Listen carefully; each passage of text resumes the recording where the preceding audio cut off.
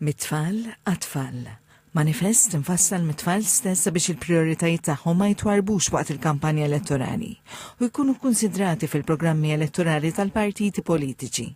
Il-manifest nieda mill-Uffiċċju tal-Kummissarju għat-tfal huwa msejjes fuq ir-rapport No Just Words huwa bbażat fuq konsultazzjonijiet u diskussjonijiet ma' tfal matul l-2024 u l-2025.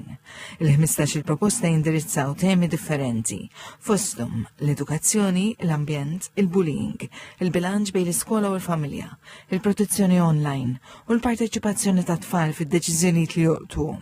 Li d-darba wkoll noħorġu manifest li huwa msejjes mit-tfal għat-tfal li duhom jipparteċipaw u jesprimu dak li jixtiequ huma. Il-proposti ta' tfal jinkludu aktar spazji miftuħa u parks, inqas użu tal-plastiku u aktar riċiklar, u mezzi ta' trasport alternattiv bħal karozzi tal-linja u karreġġati għal roti.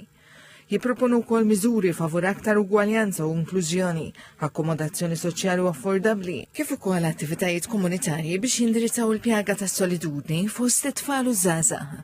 It-tfal proponew aktar regolamentazzjoni tal-intelligenza artifiċjali u tat-teknoloġija, aktar bilanċ bejn l-iskola u familja u iżjed aċċess għall-isports u attività fiżika. Dina qegħdin jindirizzaw naturalment huma lill-Ministru konċernat u għall-Ministru tal-Edukazzjoni. Jinkwetaw ukoll u fil-verità semmew anke l-bullying, iddiskutejna ħafna wkoll fuq l-AI għax l-AI tintereshom ħafna u aħna anke bħal uffiċċju nixtiequ naraw it-tfal kemm iqattaw ħin x'inhu l-użu tal-AI. Il-manifest jappella wkoll il-partiti politiċi biex jipproteġu d-drittijiet u l-benesseri tat-tfal meta dawn jipparteċipaw f'attivitajiet politiċi.